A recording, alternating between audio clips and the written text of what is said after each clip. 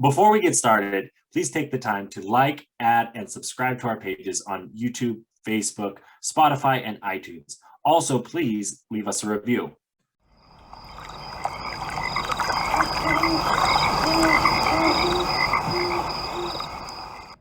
You never meet any descendants. You never see pictures. You never hear about wives. You never hear about children. Yeah. You just hear about, oh, he existed, right? Oh yeah, your dad. It's funny. He's got some interesting theories too. I know. We can wander our way over, because this is Wandering Ways. What's Bigfoot possibility?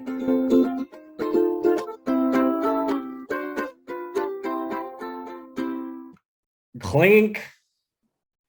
Oh, no sound from you, huh? Oh. I can't cheers you.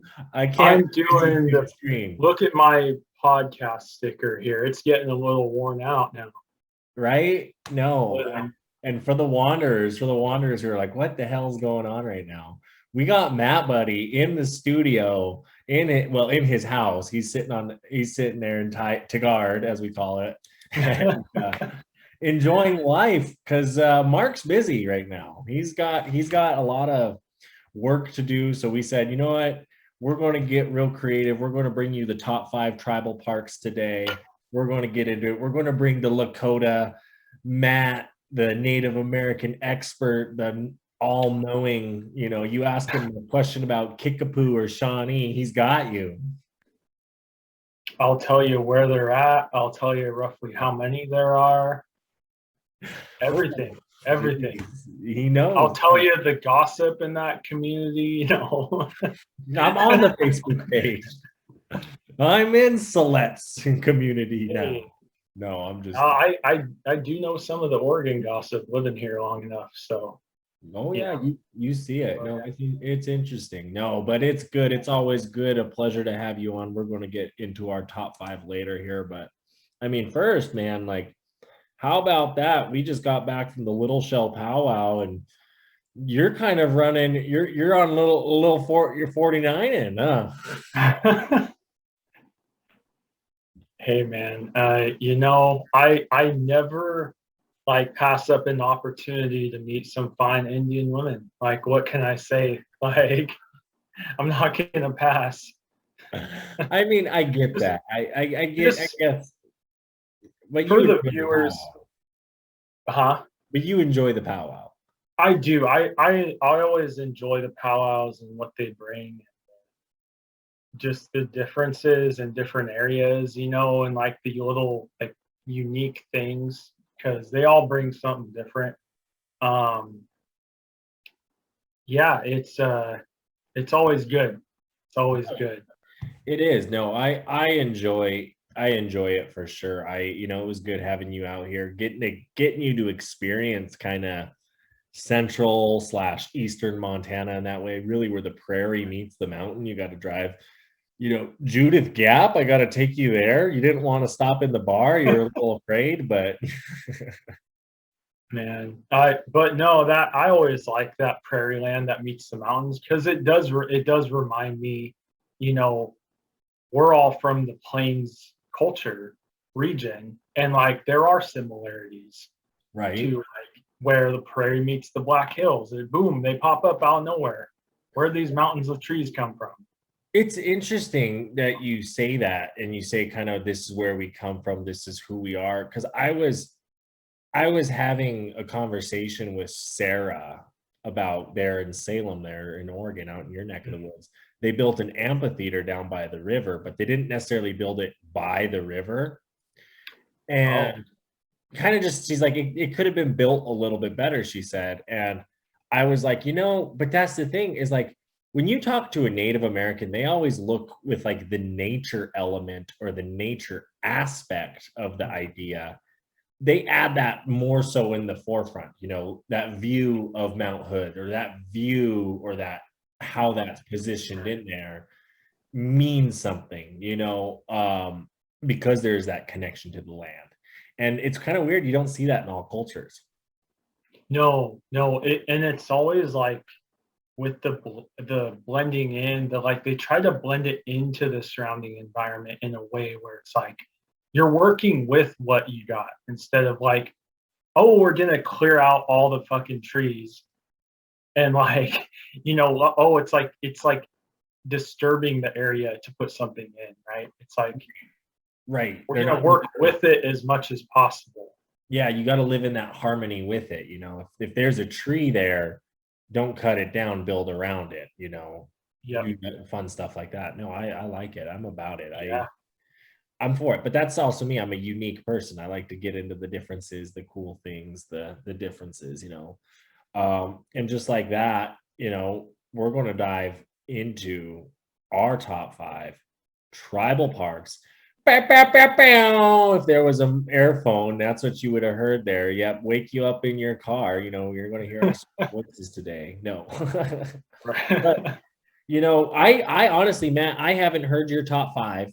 I'm excited to listen to them here today because Yeah, this is something, top 5 tribal parks. When we think of top 5 tribal parks, we kind of left this broad. We kind of said, well, if it has some tribal meaning or tribal resemblance or something Native American. I think we stuck right. to North America. We stuck to probably the US for me. I don't know about for you. Uh, Yep, yep.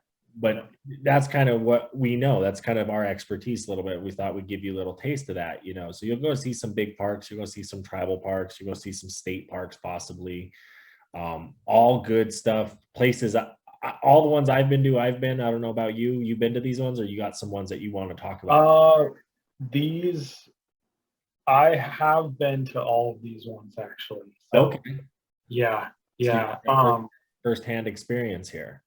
Exactly. Yeah. And really like as you would agree, like really all of the country is native land, right? And all parks are native parks in some way. Like there's a ton of them that could be honorable mention if you have honorable mention, like because they have some tribal element present.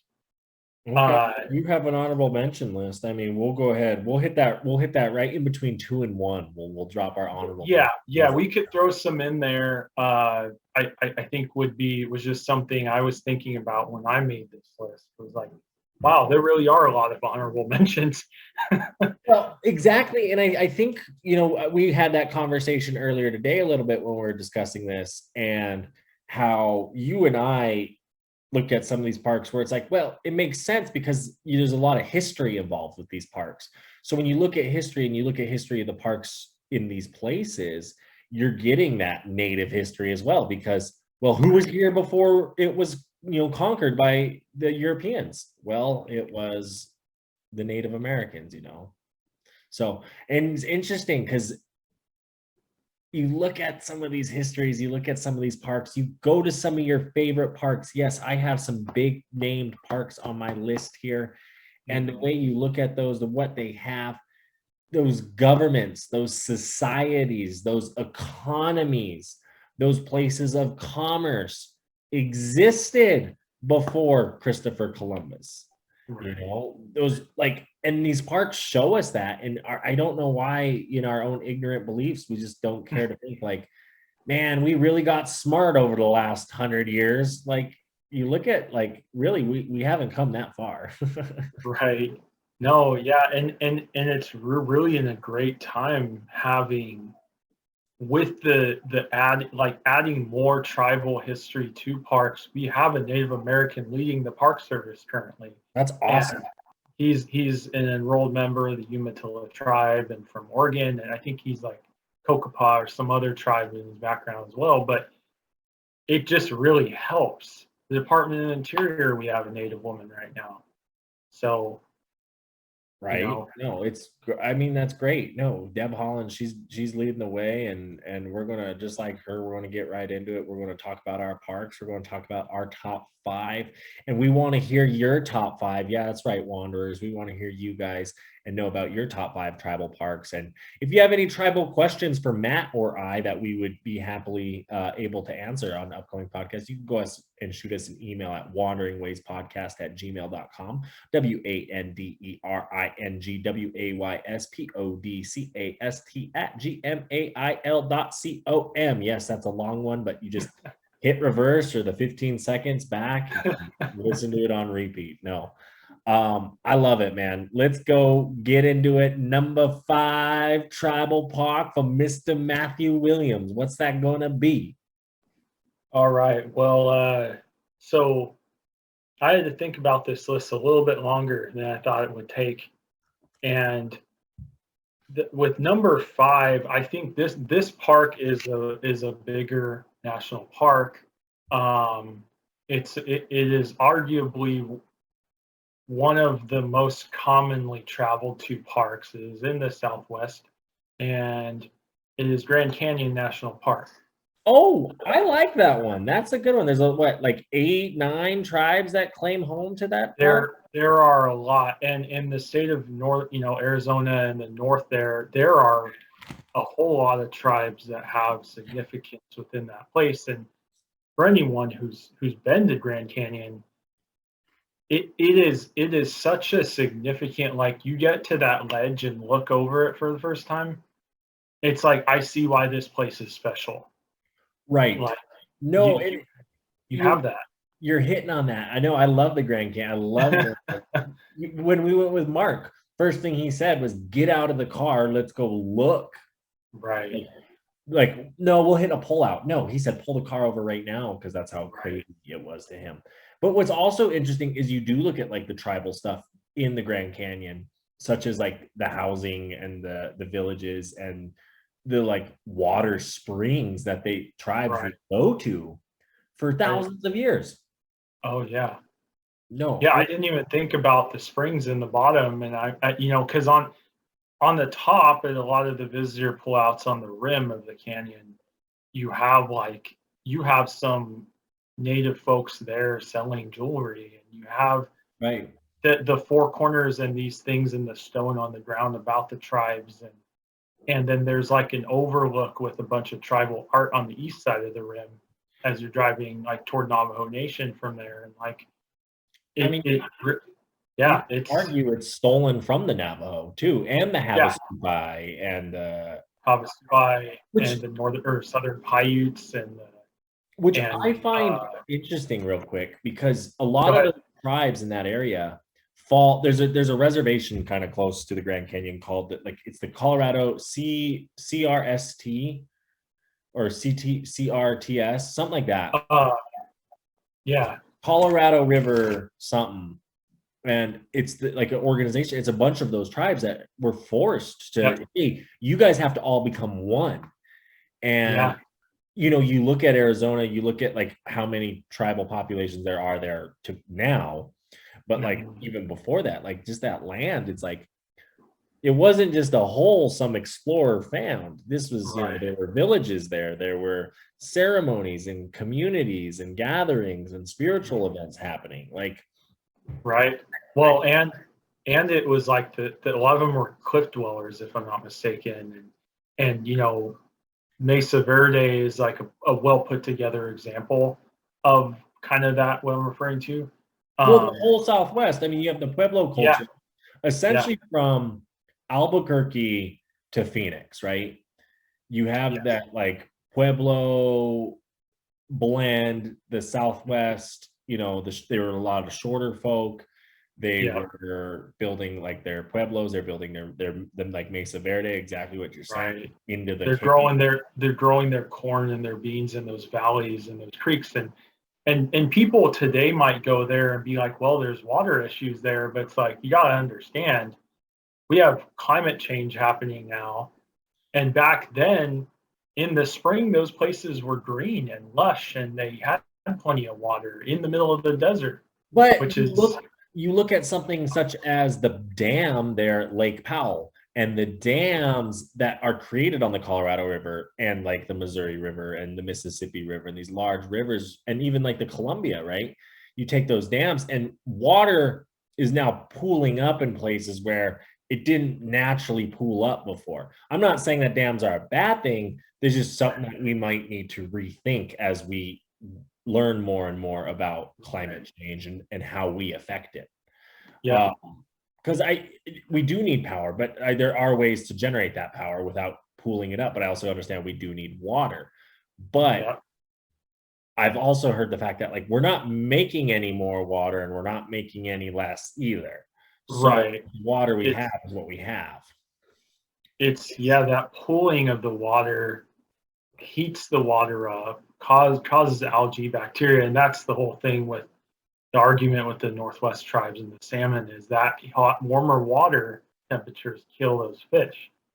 Well, not only that, and to get into the Northwest tribes, but you dive into hatcheries and the fish hatcheries Right. and how that has also hurt the salmon populations of the Northwest. But I'm going to be that guy. I'm going to jump into my number 5. All And right, it's going to hear be it. good old Snoqualmie Falls in the state of Washington. Good transition there, to the Northwest, but No, I like it. I like yeah, Snoqualmie. Have you been? I've never actually been there. It's one of those like the Northwest is a weird one because I grew up here and I've been all around there to North Cascades and Mount Rainier and Olympic, but like these little pockets I've yet to, check out. Well, it's a 268-foot tall Oh, waterfall. They compare it to, like, I've seen some articles where they're comparing it to Niagara Falls on like the visitation. They say it's one of like the most visited attractions in Washington, like close to oh Mount wow. Rainier and the Space Needle. Yeah, I didn't know that. No, it is. I mean, it is beautiful. And we were doing a photo shoot slash video shoot during the 2020 census, and we were actually down on Snoqualmie Falls, and it was actually really beautiful because we had a tribal security guard from the tribe there, and he opened up the gate, and we were able to walk down from the viewpoint all the way down to the river, and we're on the Oh, river. Yeah.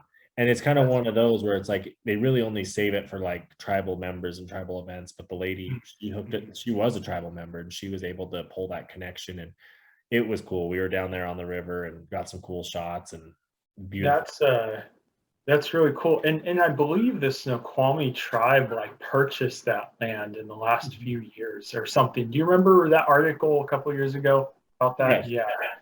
Yeah. Yeah. And so it's cool that I don't know if they're managing the resort or not, but like it almost seems fair. It's like, well, if there's a resort, the tribe should be profiting from some of that tourism as well. Oh, 100%. I think there's a hotel So, or something just right up above the falls uh, okay. that they operate and they control. And the shitty thing is there's kind of like an electric dam there as well. So Okay. how that is tied in, and I don't, you know how I get with that. Right, right. But I like it. It was one of those places like to go. And even when we were there, like there was a guy, we were doing our photo shoot up on the deck to begin with. And Mhm. there was a guy, we were sitting up there. He proposed to his girlfriend at the time, Oh, right there in wow. front of us. And like our cameras and stuff were there, and our guys were like, yeah, like take videos and photos of this. And like, we're like, give us your email, we'll send you. Just happened to work out. Like it was really That's cool. great. Yeah, my friend Christiana actually was just there, I think last weekend, Okay. and or the weekend before, and I saw her like short video of it. I'm like, it's like end of summer, and there's still a lot of water coming off of there. I was like Yeah. shocked at the just because it's a river essentially. Like It, it's not just a small like Multnomah Falls is a trickle right now. right. Like it's interesting. I didn't realize how big it was. No, and I mean during like when it is flowing, it can get, they say the average width of the falls is 100 feet. Wow, So wow. yeah, Huh. no, that's my number 5. And I'm Yeah. gonna ask you, Mr. Matt Buddy, what is your number 4? Number 4, we're heading back to the Southwest here, and I this one was one both you and I went to together actually, and it's not commonly a commonly talked about park. and it is a smaller. It's a national monument, so it's Petroglyph National Monument, Okay.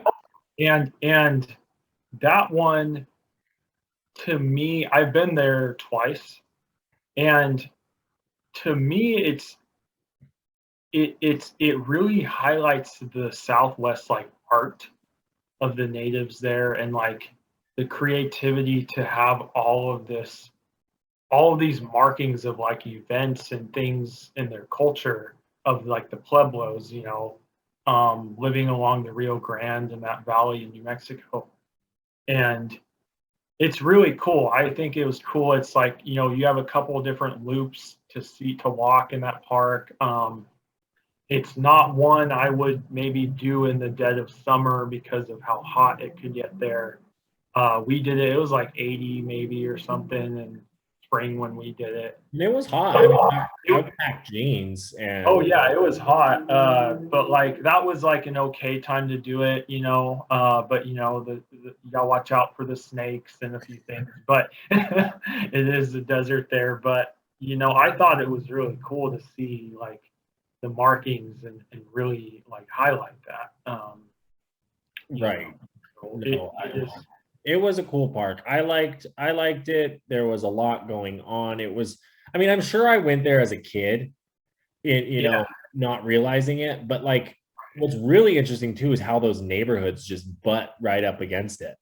it's literally butts up right next to West Albuquerque, like right at the edge of town. It's not like you have to drive real far anywhere to get to it. You're parking in a neighborhood to access Right. hiking trails. Yeah, it's Yeah. wild. Yeah. It's that was very interesting how those neighborhoods are built right up to this protected national monument. It's very sacred to the Pueblo people, and you know, um, Wild. No, it's beautiful though.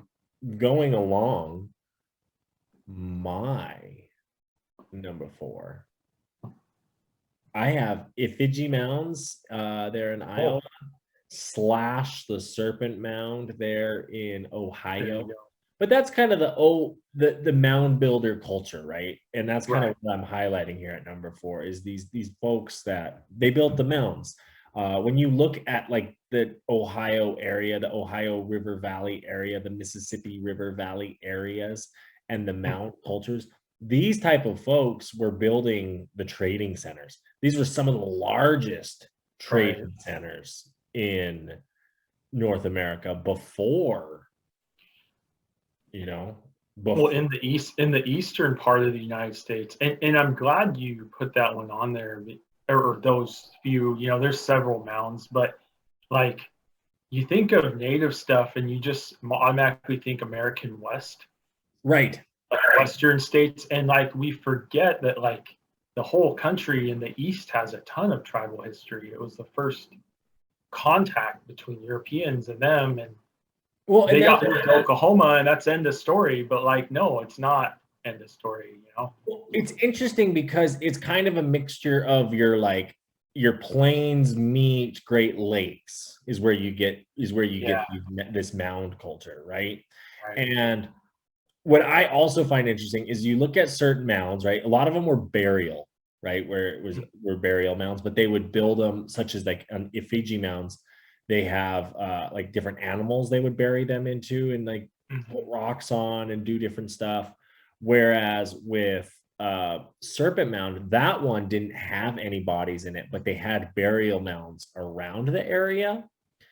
And what I found was interesting is the Serpent Mound, each bend of the serpent went to like the northern solstice, the southern sol or the winter solstice, the summer solstice, the fall equinox, the winter equinox. Each bend of that would be where the moon or the stars were positioned during those times. So it's interesting you get things like that in those cultures Right. there, but then you get like the medicine wheel up in the bighorns where they're doing the same thing. Each one of those chutes where you could sit back on those rocks points to those spots and those areas and those places in the night sky in the solar system. So when you really think about like, wow, you hear natives were savages where they were just killing each other. When I'm like, it takes a little bit more when you're thinking this type of complexities. You know what I mean?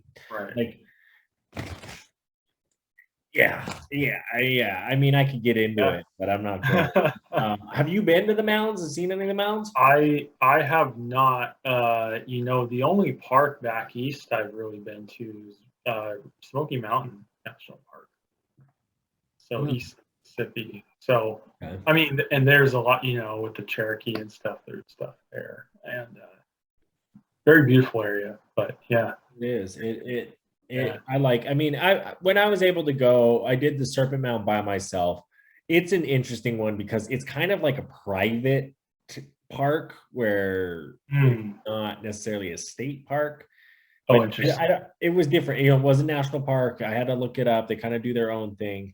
And then you Oh, have the yeah. Fiji Mounds, which is a national monument, essentially, Oh, okay. and national parks. Right. Well, I liked them both. that Serpent Mound, like as you described, is a great segue to my next one here. Oh, you're number 3. Uh, Huh?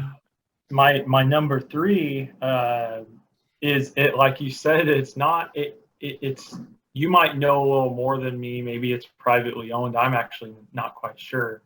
But it's not state, it's not national, but this is in South Dakota. It's Crazy Horse Monument. I think that one is the state. Is it No, a state? Crazy Horse is private. That's what I thought. That's Um, what I thought, because it's non-government funded. it's the family that owns it. It's the donations, right? Yes. And so And the government has offered to step in, and they've said no. they And I said think no. they are doing a disservice. I personally will stand by this. I personally will stand by this. Yeah, They are doing a disservice if their true belief is to start a university and start all that good stuff for natives. They would have yeah, taken government money because that right. way they could have built it rather than being selfish and trying to do it themselves. No, I actually completely agree. And with Crazy Horse, there it is. I wanted to highlight it because it is one of my favorite like spots back there. It is a little bit controversial because of the funding in the Native community. It is I a think very, it's a very, you have people on all sides of this, and I mean, I think it it's cool because it is like it's bigger than Mount Rushmore, which is like 5 miles down the road. Like 4 of the Rushmore heads can fit just in the like extended head of Crazy Horse. It's honoring Crazy Horse as a war leader. They have a museum there. They're really they're trying.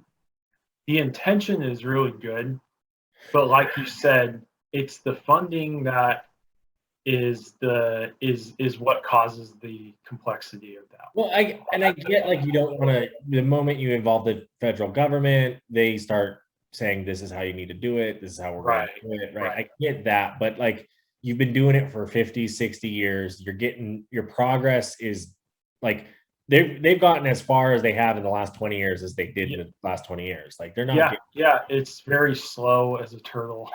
Well, you know, it's it's interesting because earlier you, and I'm just going to throw this out there, earlier you were talking about kind of this park being a private park, but like that area is interesting too because it's like you have like Jewel Cave, which is a national monument. You have Wind Cave and Badlands, which are national parks. You have Rushmore, which is a national monument. You have Custer State Park, which is like all part of that area. So you kind of have the confusion when you're going into these parks, what you can and cannot do. And this one kind of it adds to it. And what I don't like, I mean, I get, yeah, it's a white family trying to be nice to natives. right. But like the natives have the tribal colleges. Like you're not reinventing the wheel. You're not doing anything unique in it different. Like that's how I feel.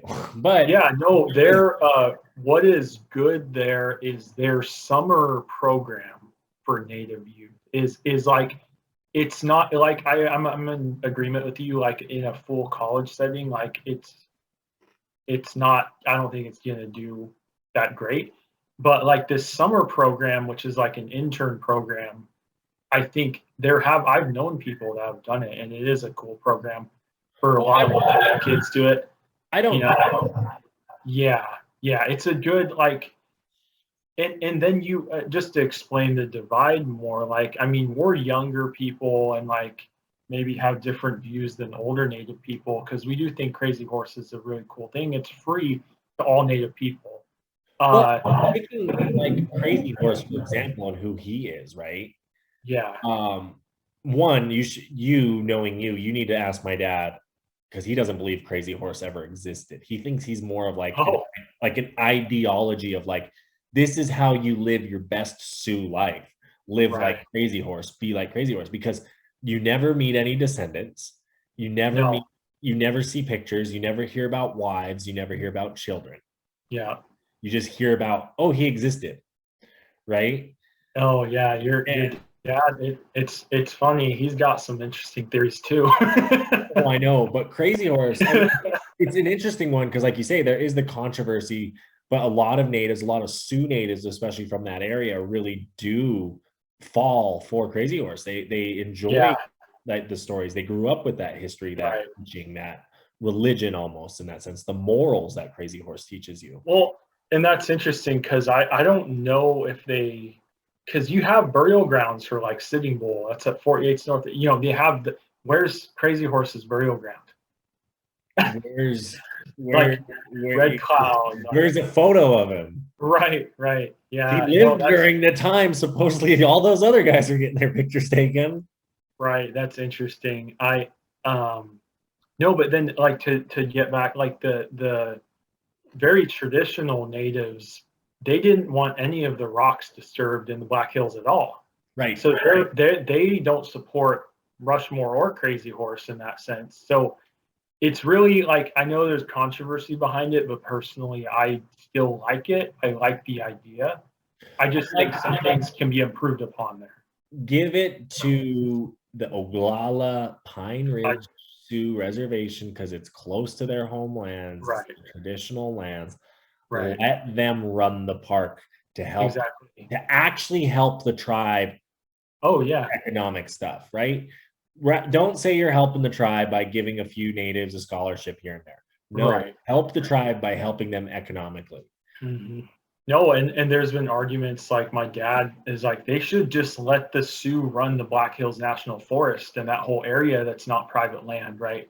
And like, oh yeah, yeah, and not just ours, like Cheyenne River, you got Lower Brule, you got Rosebud, you got, you know, Exactly. you got all of them. But anyway, Crazy Horse is really cool to see. It's pretty crazy. Recommend going in the summer because the winter can be a little questionable out there. You know, we were there in March and there was basically a blizzard happening. So That's South Dakota for you, but no, it can be crazy. And with that, So I was kind of thinking of getting into sport fishing again, but I feel like I need a good quality net. well, you know what, Reverend? I got the key solution for you. You know, our friends at Blue Ribbon Net make this eco-friendly aquafade bag, so you're not hurting the environment. It's 100% biodegradable. Plus, the wood is locally sourced and it is also biodegradable. And it's just such a great company to use. The Blue Ribbon Nets, they're here in Bozeman, Montana. And we even have a discount code. That's right. If you use the code Rougarou10, that's right. That's my Jeep, the Rougarou. Rougarou10, Rugaru10. You're going to get some discount on a Blue Ribbon net. You know, you can get the long one if you're fishing the big fish, or you can get just the good river one, you know, if you're like me and just want to catch a lot of fish. So again, make sure you go check out Blue Ribbon and use the promo code Rougarou10. Hey there, Reverend. I heard that you might be running dry on your sticker supplier. Yeah, I've been looking around and I've kind of like run out of cool stickers to buy and put on water bottles and stuff. Well, I mean, have you seen the stuff Josh has been coming out with lately? No, I have not. Well, he is doing some really cool stuff with the Shop LS574. Yes, they're working with indigenous communities and making some really cool stickers. He has a really cool Buffalo Mountain sticker. There's even water bottles, hats, sweatshirts, the whole swag. And we even got a discount code for you guys. Yes, if you use Wandering Ways at shop LS574, you're going to be getting a discount on your next purchase. But not only that, you're going to be giving a percentage of that sale to the Little Shell Tribe, as well as they donate $1 of every sale to murdered and missing Indigenous women.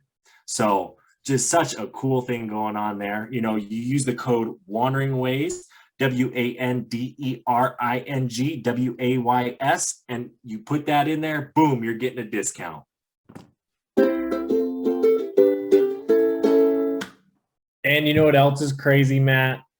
Cool shit in nature. And I know Mark would be happy because we got to talk Crazy Horse. Now we're jumping into cool shit, cool and crazy, getting fun. You know, last time I did hosting this without Mark, I forgot to do cool shit in nature with our good pal Jared. So I'm going to share my screen here with you. The first video here,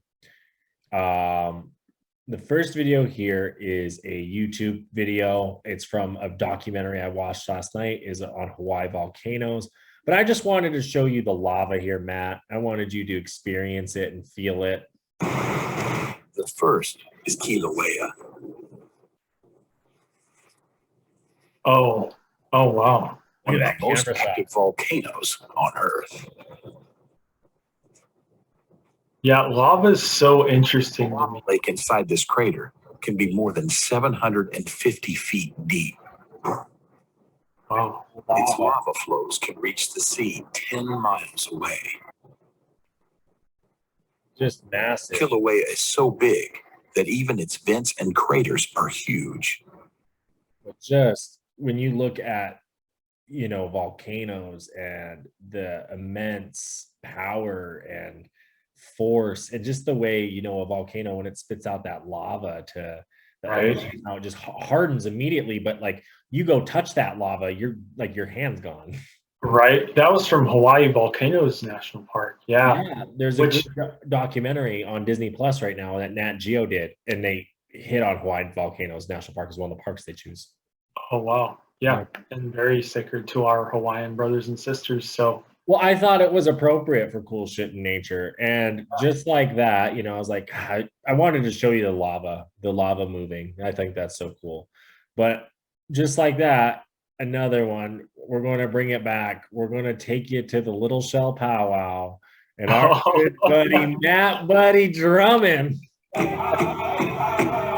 It was interesting because, like, you know, I've drummed a bit before, and when you get into a drum group, it's the drumming part's the easy part. It's like, I'm not singing yet because I get like halfway through the song and start singing a bit because I don't know the song so well, right? It's right. Like, I love that you can see here though that you did try getting in on the song. Yeah. You didn't want to be that guy. I'm singing. Yeah. No, it was cool though. It was fun. It was nice to beat the drum again, you know. No, it was good. I was like, you know, it's cool, it's shit. Matt joined a drum group. They were down a guy. You volunteered and stepped up. I think you did well. I think it was great. It was fun to see, fun to be there, fun to experience. Chippewa Cree Singers out of Rocky Boy, Montana. There you go. Buy their CD or don't. I'm going to get into it. My number 3, we left off with Crazy Horse with you, but my number 3, we're going to go back on down to the Southwest. We're going to go to the Four Corner region, Monument Valley, and it's a Navajo tribal park. Oh. Yeah, they run Monument Valley. They run Antelope Canyon too, which I think is great. I love that the Navajo tribe has said, no, we're going to own our tourism on our reservation. We're going to be the ones that benefit from that. So I'm glad that they've stepped up, and I do see like the Blackfeet tribe up in Browning doing the same there with Glacier and the Two Medicine area, trying to get it going, you know, bring tourism. We see people want to come see it. Mm-hmm. Have you been to Monument Valley? I have once. one time drove through there with my parents, and it was that I always wanted to see that corner of the scene in every movie where there's like those monuments, like Forrest Gump running was like Right. one of them, right? And it's like that's where I wanted to see, and we pulled over, and it was like, wow, like how many movies have been filmed like Oh, in right that there, area. you know? Yeah, Exactly. Especially, I mean, when you look at John Wayne, like you go to the museum there, there's a lot of stuff like John Wayne memorabilia and stuff you can do that you can learn about, you can see. And he loved that spot. But like you go there, there's something about places like that in the desert, you know, Canyon de Chelly just nearby. But they do a good job, the Navajo people. I applaud them on that. And I really like the park. I like the desert. Me and Mark went in May, and it was a wet May, so it was still green. The cactuses were in bloom, flowers were in bloom. wow. It was just beautiful down there. Well, and that's technically a tribal national park Tribal, right yeah. now. Yeah. So, hopefully we see that pattern with some of these parks that are on tribal land and stuff. Oh yeah. No, it's good when Yeah. you give the tribes access to run and operate their own, you know, their own economic opportunities like that, you know, because Right. they're going to know how to best work with their employees. They're going to know how to best work with their tribal members. They're going to know how to best do it all. Mhm. I love it. I like to go down there. I want to go back. It's definitely one of those. It's a small park. You know, it's easy to drive through, easy to see it all. Yeah. Um, Yeah. but just when you're driving through the desert, I mean, there's something about the desert and the Navajo people in that area just kind of like they have a connection to that land. So I want to get into you're freezing on me. Yeah, Darren. Then go ahead. You're Oh, sorry, you kind hear? of glitched on me. Now you're back. Matt's back. No, Okay. what's up? All righty. All righty. Yeah. So we'll get on to my number two. Yeah. Numero dos. Number dose, man. Dose. Numero dos. And with this one, Zach's not going to be too surprised as I'm heading back more toward the northern plains with this one. But Devil's Tower National Monument. Oh, I thought you would stick to the Black Hills area quite heavily. Yeah. No, and I just being Lakota and stuff, I have to. There's just a significance there, but I don't want to just speak for my tribe. With Devil's Tower, I listed them out here. The Devil's Tower is a special place and sacred to the Lakota, the Cheyenne, the Arapaho, the Crow people, Shoshone, and even the Kiowa. And I would argue the Turtle Mountain and even the Little Shell and Rocky Boy probably even. you could probably argue that as well. And the Kiowa people might be surprised to hear on that list, but we forget that them and like the Shoshone, they were more of a presence in the plains at one time before the Shoshones kind of drifted more west into that Great Basin area. And then you had the Kiowas went down into the southern plains more. They talked about the Kiowa, even their Kiowa Station right there in Glacier Park. They made it all the way up there. That's why. Yeah, they went really far north at one time, but then they decided to move south. And then you see on a lot of tribal maps that their area, kind of where they moved, was like the eastern Colorado, Oklahoma, kind of Kansas plains was like where they moved down into. But it makes sense, right? You look at like Colorado, you look at the way people from the northern plains go to Denver just for tourism, right? Just to go visit, go see. Well, they move there for jobs too, or whatever, Right, because it's easy to travel. Right. No, you're hitting on it. And it's you look at that, look at the way Colorado treated its native populations. There's a reason. There's no reservations in Montana. And it's because the reason is Colorado was racist. That's right. Oh, right. Yeah. And Wyoming. Exactly. Wyoming and Colorado were really anti-native states. Well, it's no, think about it, right? You look at like Montana, you look at like the 7, 8 federally recognized like large reservations and tribes, South Yep. Dakota, North Dakota. You look Right. at parts of Nebraska. You look at New Mexico, Arizona, these Utah, even, and the ways the tribes are spread out. And you're like, you're telling me none lived in those fertile valleys of Colorado?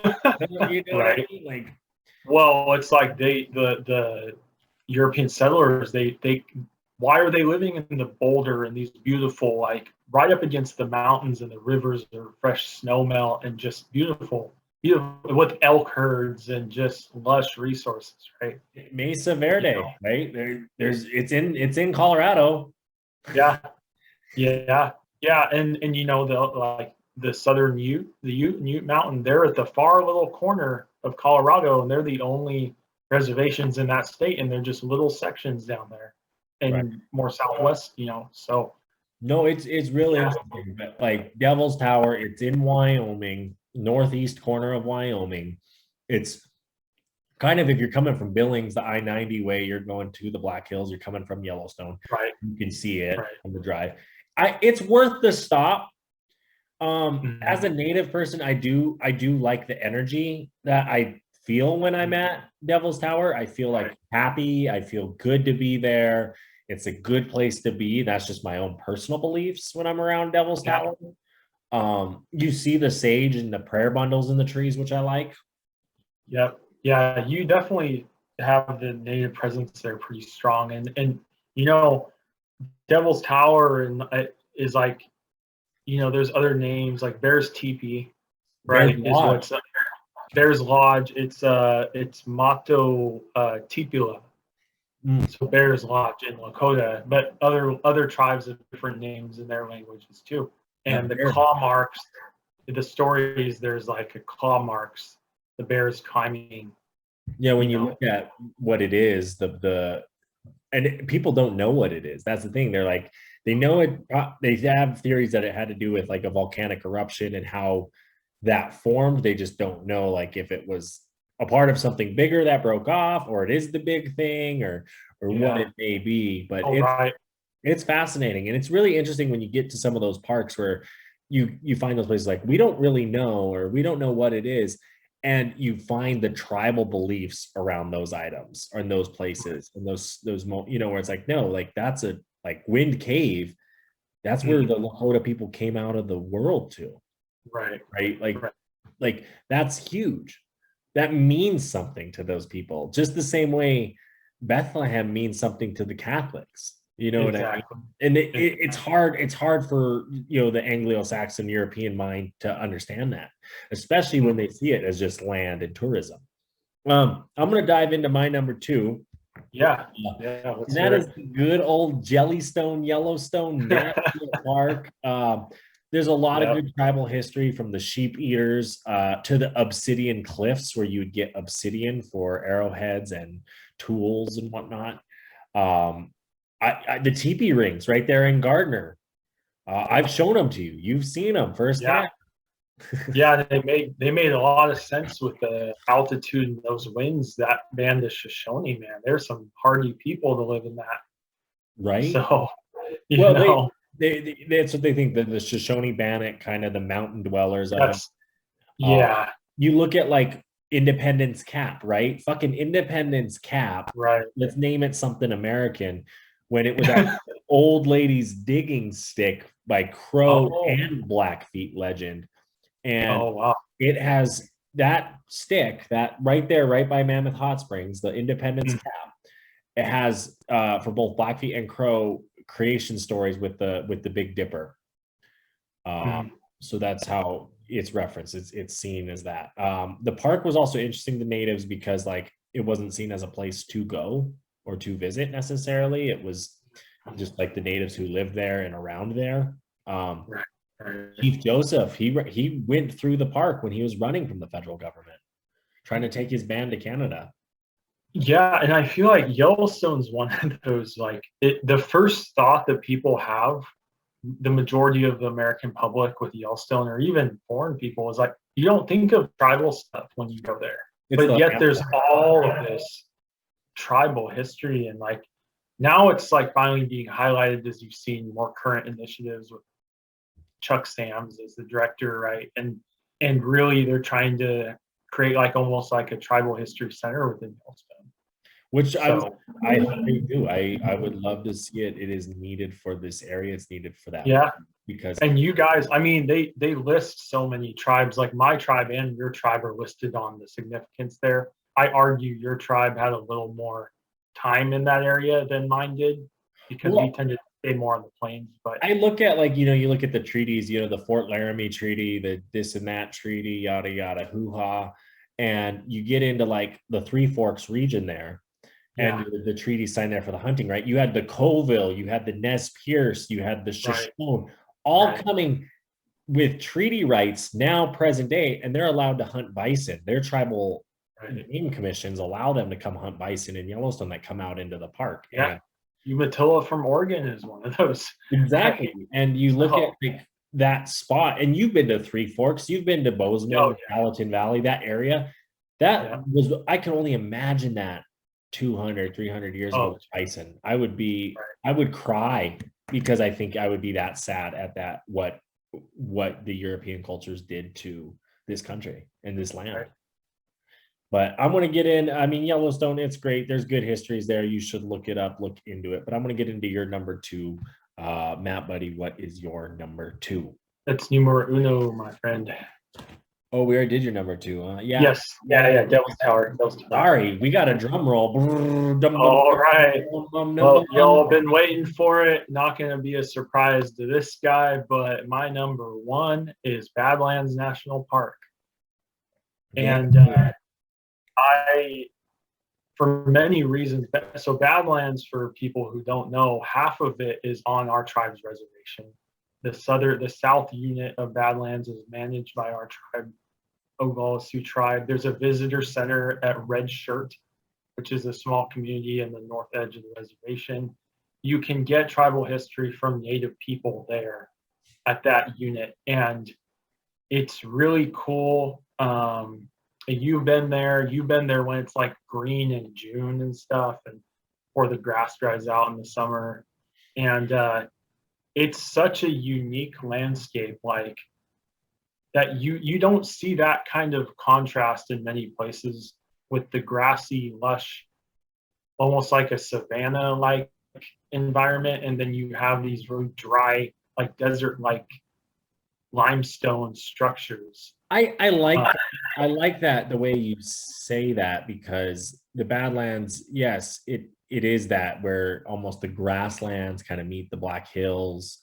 Kind of, you really do start getting into like that Montana, Wyoming ruggedness of the land.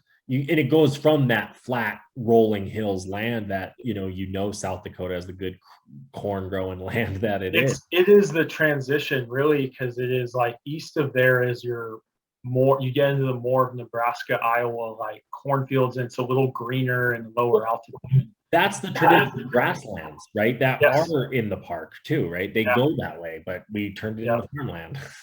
Yep. Yeah. So you have a lot of the natural landscape left of what that region of South Dakota, it all used to look more like grasslands everywhere. Right. And more farms were put in. And so, no, really cool. Yeah, there's surprisingly the amount of wildlife you see there is just shocking to me every time. Well, especially like the bighorn sheep, right? Like you're out kind of in the middle of the flat, in the middle of nowhere, and you're like, oh, there's sheep here? Yeah, that's the shocking. And then just seeing, to me, my favorite part of South Dakota is seeing the buffalo and the Badlands. And in those grassy little pockets with those structures of rock in the back, it's just iconic. I mean, it is. I mean, I get what you're saying. I think the Badlands has that. It's one of those parks that you're going to have to search for the tribal history too, in that sense, because Dakota is one of those places they really tried to reservation yeah. of the natives and take that culture away as quickly and hardly as fast as they could. I mean, their governor still kind of is. Oh yeah. You look at don't get me into her right now. I know, no, we won't. We'll be wrangled back. But no, it's interesting with like how like you look at like the tribes and how they're treated in South Dakota, and like some people's perspective on like Native American tribes in like California, Arizona, the big casino dollars, the smaller Right. tribes don't necessarily understand what is going on in places like South Dakota, North Dakota, where Montana, where there's thousands and thousands of people that are part of these tribes, and their tribes don't make money. They are in these harder, these places, these not so desirable places, and people Right. forget about that. And it's because these places like the Badlands were taken from them. There's rivers and stuff in these places that were the homelands, were the living lands. I mean, I showed you teepee rings in Yellowstone Park. Like, I'd get in trouble now if I tried putting my teepee there. Yeah, no, But that's that. I mean, that's your number one. The Badlands doesn't surprise me, that area. But I'm going to dive into my number one for sake of time here, and it's Glacier National Park. And makes sense. I mean, there's 2 mountains in this park named after my family, native history right there. Right. But that's Rising Wolf and Sinapa in the Two Medicine area. And the more and more I learn about my personal family history, like my great grandpa, my grandfather's dad, was born in a canyon, essentially in Glacier Park. Which, like, people are like, born in a canyon, you're talking early 1900s. And I was having this conversation with my dad. I'm like, you're talking early 1900s. I said, well, the reservations were set up, there were houses and whatnot. Why is he on the run? Who are they on the run from in that sense, right? Why he has to be born in the canyon, what? And it makes sense. The Little Shell tribe, that's where, part of that Chippewa comes from in our family is that side. And the fact that they were probably being pushed around that state, like, nope, you're going here, and then time has it, and they don't come up with any decisions. But also just learning about like the Salish history, the Blackfeet history in the park, being able to do a tribal naming ceremony under Chief Mountain in Glacier Park was really significant in my life. So that was something cool to experience and be a part of. Just that park has the tribal thing, the fact that the Bloods from the Canada come down. There's so much creation story there. They talk about it being the backbone of the world. It's a special place, and it's a special place to me, and that's why it makes my number one. But I don't know, Glacier. No, hey man, I don't have any personal family ties there, but I can tell you when I'm in Glacier, I feel like, wow, like especially that east side, that Blackfeet side, like the Two Medicine, what I'm talking about. There's something very special there and wild, still very wild. There's something more there, like, because it's amazing and beautiful to come in through the Kalispell Way. And I think the 90%, I mean, that's probably a high estimate, but a lot of tourists come that way when they come in, right? But when you are on that east side and you're on the Blackfeet Reservation, you're in Browning and you're staring at those mountains. Oh yeah. There is something, you're absolutely right. Because even just like when I was sick after our Iceberg Lake hike, I was growing up, just even looking out the window at those mountains, there was something there that whole time that I was just like, God, that's so beautiful. Like I love it. I want to keep going back to that side. And you really see the plains meet the Rocky Mountain landscape there. That transition's highlighted so well in that area. It is. And when you go up north into Canada, and I did that drive from Lethbridge all the way down into the Waterton National Park there in Canada back in high school. And it was a perfect day, perfect sunset to experience what you're just talking about, where it was like we're driving on this flatland and all of a sudden you see the mountains, and the mountains just keep getting bigger and bigger. And you're in these like small ass remote Canadian towns that you're driving through, which is just because it's a whole nother world in that sense in your mind. Because it's different, even though really it's probably no different than those monsters. It's the same land, yeah. Right. Just a line, just a line. It's wild though how that like perception messes with your head, and Right. but is beautiful. It's a beautiful spot. But that is our top 5 tribal parks. I guess again, if you have questions, go ahead and shoot us emails to the socials or messages. We love hearing it. We love hearing from you, the Wanderers. But any honorable mentions? We're going to get into our final words here soon. Do you have any quick honorable mentions you want to throw out there to the listeners? Yeah, I have one to highlight. It's here in the Pacific Northwest, and I've been up there like 3 times in the last few years, 4 times almost maybe. Now is Olympic National Park, Right. and really getting like the Hoh rainforest is named after the Hoh people and the Hoh River, and like it. I wouldn't say the park itself highlights the tribe history well, but it's because the tribes are so close there that Right. you get that Pacific Northwest. Well, they feel. weren't And all around. Huh? They weren't pushed from their homelands. Like they No, always kind of no. lived there. Exactly. And so you get that really true Pacific Northwest coastal tribal culture in that area. No, I like that. You have, yeah, I mean, you have so much of like, you see the totem poles up there, you see the Bigfoot stuff everywhere.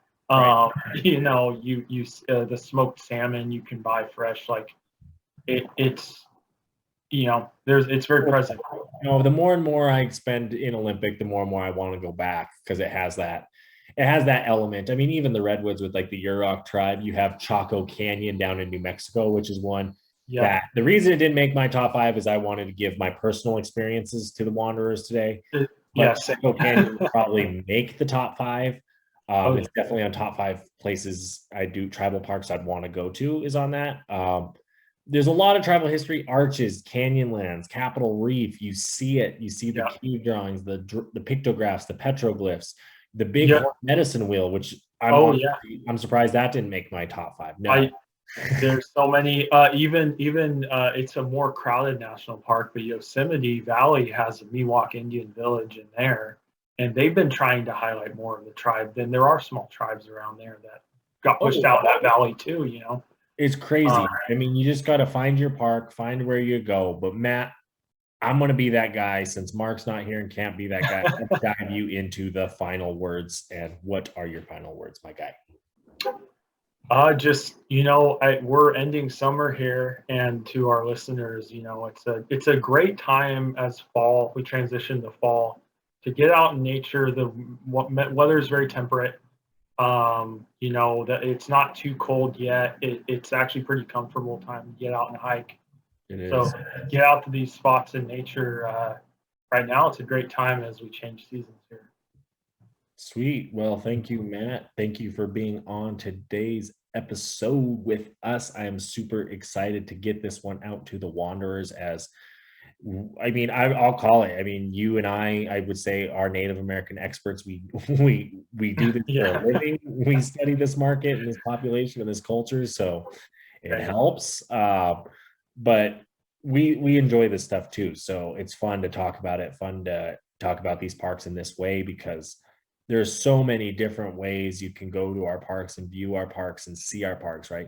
You might just be a wanderer wandering out in the world saying, I just like seeing animals. Well, that's great. I'm happy. Go to Yellowstone Park, go to Glacier Park, go to the Badlands, go see the bighorns, go see these beautiful creatures, go see whatever you can. But if it's getting you outside and it's getting you in our parks, that's great. And if it's the tribal reason, even better. No, I think as long as you're getting going, it's good. All right, guys, that's it. Talk to you later. Bye.